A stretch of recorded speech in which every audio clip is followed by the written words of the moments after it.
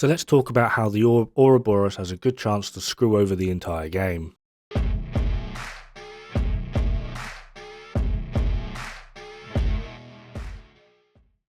Gonna need it for this one.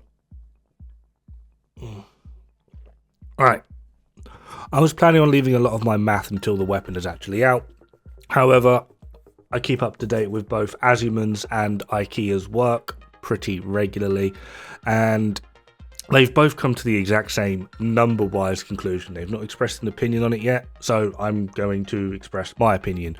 Ouroboros could be either the best thing that happened to the game or the worst, and considering how it's going to perform and how we actually are going to have to acquire it through the use of incursions, I'm leaning towards it being the absolute worst thing that could potentially happen in the game. And I'll put it in simple terms for the non-math geek to understand. A lot of people, incorrectly, but it should give like a highlight on how powerful this weapon potentially is, right? A lot of people think that St. Elmo's switched up the meta, is now like the meta AR, it's the best AR in the game. Bloody blah. It's not, but that's how a lot of people perceive it. Ouroboros does double. It does twice as much. Double. Times 2. Do we get it? Now, granted, the weapon isn't out yet. It may well have been changed from the PTS. However, my fear is they haven't changed it at all. Now, admittedly, the talent is useless. Like, I would actually honestly say probably one of the worst talents in the game. It is pretty damn terrible.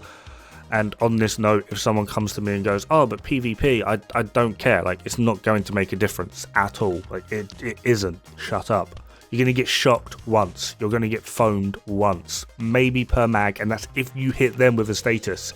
Easy way to counter Ouroboros, don't hit them with a status. Problem solved. See them running around with a fancy looking SMG, don't hit them with a status. Like, it's that simple. It takes exactly 2 IQ points. My issue is going to be the fire rate. Base damage wise, it's the exact same as any other SMG. It's the fire rate. Now, this might sound like a bad thing and like, oh, you're just like screaming nerf, it's not out yet, we don't know. Correct, we don't know. And yeah, I'm not screaming nerf, I'm saying we should potentially look at this as a candidate for a slight change. The issue so much isn't the mod, the 10% increase in fire rate. I'm okay with that. My issue is the fact that it comes with a base of 1,500 RPM, whereas every other vector is like 1,200 RPM. They've magically added another 300 RPM to it for what seems to be no other reason other than that they can. But what they don't realise, like I said, is it does double. It does double the DPS. It's actually insane. In order to actually get a fair comparison for this weapon, we have to look at shotguns. On screen now are the base stats for the Ouroboros, St. Elmo's, and then the Marine Super 90. You got the RPM, the mag size, the base damage. It's basically just a DPS calculator. This is a bastardized version of what Azumann basically does. Sorry for bastardizing it, and there is a link in the description for his work if you are interested. But you can see here that the base DPS of Ouroboros is 1.1 million. Elmo's is 626k.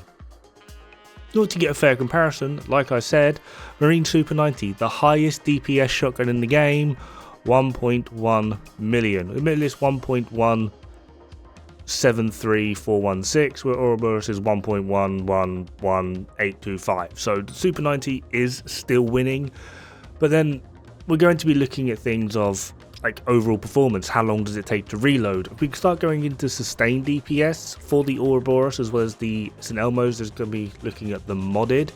But the sustained DPS of a Marine Super 90 is like 451k.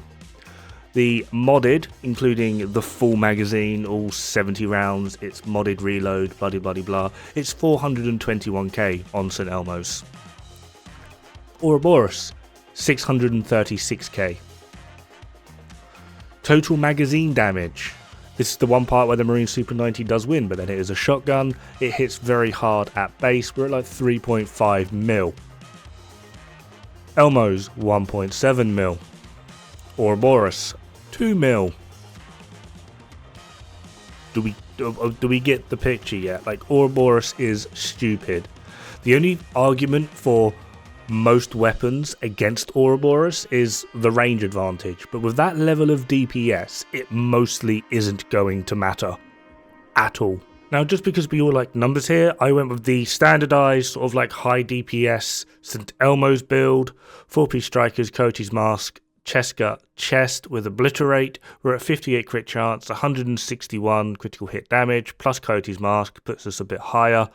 Now, annoyingly, Ouroboros isn't in this, however, with a little bit of quick math, and realizing that Ouroboros was going to have 10% more crit chance, we can now replace Chesca with Grupo, giving us more critical hit damage, which helps take off the pressure of St. Elmo's critical hit damage versus the base, or at least the modded version of Ouroboros.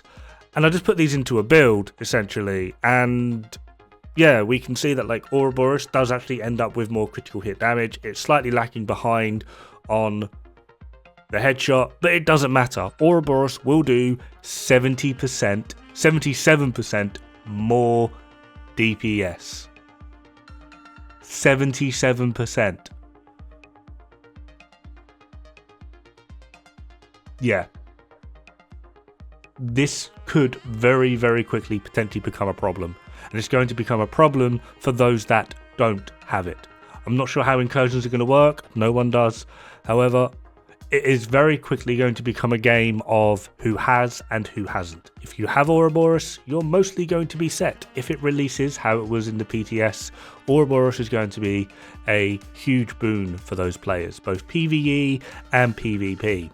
For those that don't have it, you're not going to have a fun time.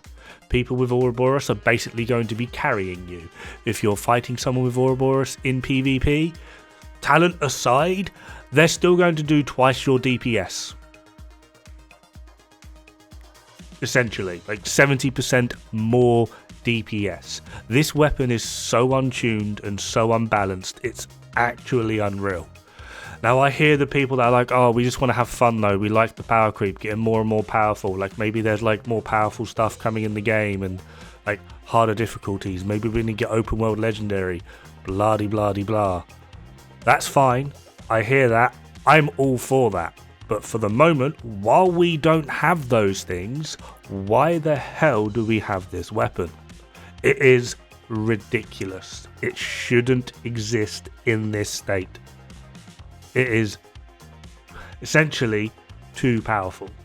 Now, I wouldn't mind if it was like some sort of weird headshot monster, because realistically, if you were then to compare Ouroboros against something like Regulus, Regulus does still come out on top. In terms of power, Regulus still wins. The difference with Regulus is, though, is in order to actually get that full power of Regulus, you need to be able to consistently hit headshots. See, if you just put Ouroboros at base versus Regulus at base, Ouroboros wins in this regard. The problem is, it's the combination of things like Regulus with Dodge City Holster, Headhunter with Regulus. These are the things that will beat Ouroboros. At this point, it doesn't matter what you add to Ouroboros. Regulus with Headhunter still wins. Regulus with Dodge City Holster still wins.